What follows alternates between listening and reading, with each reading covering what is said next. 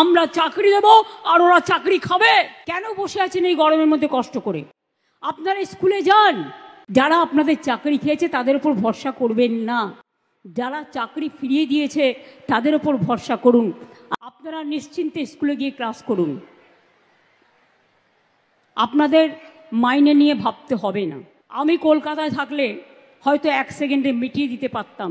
বাংলায় কয়েকটা লোক আছে আপনারা জানেন, টিচারদের চাকরি খাওয়ার জন্য, গভর্নমেন্ট সার্ভিস খাওয়ার জন্য, যে কোনো ব্যাপারে কথায় কথায় জনগণের কাজ করে না, ওদের ভোট চাই না, ওরা কোর্টে গিয়ে শুধু পিল খায় আর পিল করে।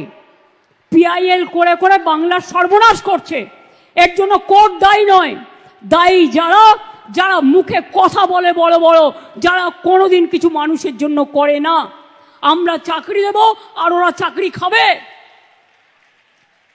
আমি পরিষ্কার বলছি, শিক্ষার্থীরা, শিক্ষক শিক্ষিকারা যারা বসে আছেন গতকাল থেকে, কেন বসে আছেন এই গরমের মধ্যে কষ্ট করে? আপনারা স্কুলে যান। আমি তো আপনাদের বলেছি, সুপ্রিম কোর্টে আপনাদের টাকা বন্ধ করে দিয়েছিল, চাকরি বাতিল করে দিয়েছিল, কিন্তু আমরা তো রিভিউ পিটিশন করেছিলাম এবং তাতে তো আমরা বলেছি যে আপনারা মাইনে পাবেন এবং সিস্টেম অনুযায়ী মাইনে আপনাদের কাছে চলে যাবে। এর জন্য কারো প্ররোচনা দেওয়ার দরকার নেই, দাঙ্গা করার দরকার নেই, উত্তেজনা করবার দরকার নেই। আর গ্রুপ সিডি যেটা বাতিল হয়েছে, আমাদের আইনজীবীদের সাথে পরামর্শ করতে দিন।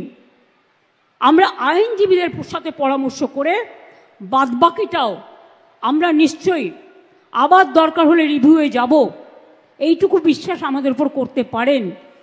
যারা আপনাদের চাকরি খেয়েছে তাদের উপর ভরসা করবেন না, যারা চাকরি ফিরিয়ে দিয়েছে তাদের উপর ভরসা করুন। আর যারা আগামী দিনও ফিরিয়ে দিতে পারে তাদের উপর ভরসা করুন। আইন আমাদের মানতে হয়, আইন মেনে চলতে হয়।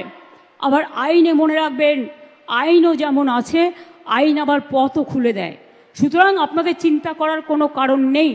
আমি তো নিশ্চয়ই চাইব না আমার রাজ্যে বেকার বাড়ুক।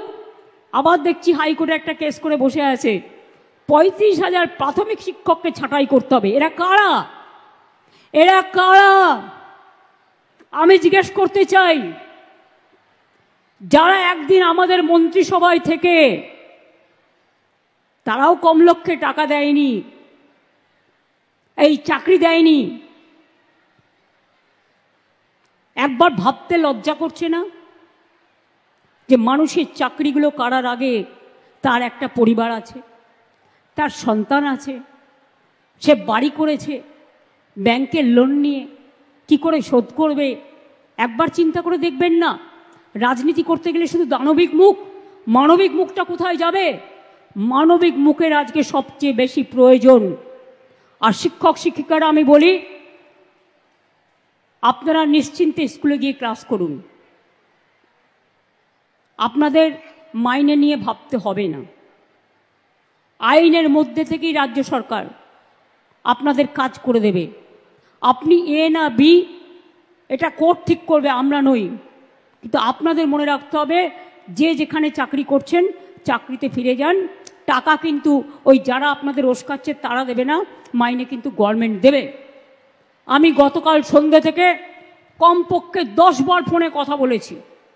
আমি কলকাতায় থাকলে হয়তো 1 সেকেন্ডে মিটিয়ে দিতে পারতাম, কিন্তু যেহেতু আমি মিদনাপুরে আছি, আমি রাত 12টা পর্যন্ত কথা বলেও দেখছি কেউ কেউ রিজিড আছে যে টেন্টেড আনটেন্টেড লিস্ট বের করতে হবে। আরে আপনার কি যায় আসে? কেন অন্যদের কথায় পা দিচ্ছেন? টেন্টেড কি আনটেন্টেড কি আপনার দেখার তো প্রয়োজন নেই। ওটা দেখার জন্য রাজ্য সরকার আছে, কোর্ট আছে। আমরা এভিডেন্স নেব, আমরা কোর্টের কি বলা হয়েছে দেখব। এটা আপনার তো লিস্টের দরকার নেই। আপনি চাকরি করেন, আপনার চাকরিটা আছে কিনা দেখার দরকার, আপনি ঠিকমতো মাইনে পাচ্ছেন কিনা সেটা আপনার দেখার দরকার। অন্যটা আপনার দেখার দরকার নেই, ওটা আমাদের ওপরে ছেড়ে দিন। মনে রাখবেন, ইউপিতে 69,000 লোকের চাকরি গেছিল বিজেপি সরকার থাকাকালীন, কেউ ফিরে পায়নি। আমি তো আপনাদের বলছি আপনারা ফিরে পাবেন। আমরাই তো আপনাদের কোর্টে গিয়ে আপনাদের হয়ে ফাইট করে অ্যালাউ করেছি। ত্রিপুরায় 10,000 লোকের চাকরি চলে গিয়েছিল, কোর্ট বাতিল করে দিয়েছিল। বিজেপি সরকার বলেছিল ক্ষমতায় এসে ফিরিয়ে দেবে, আজ পর্যন্ত 7 বছর হয়ে গেল, ফেরায় তো নি, উপরন্তু তাদের মাথায় লাঠি মারা হয়েছে। আমাদের সরকার কিন্তু তা নয়।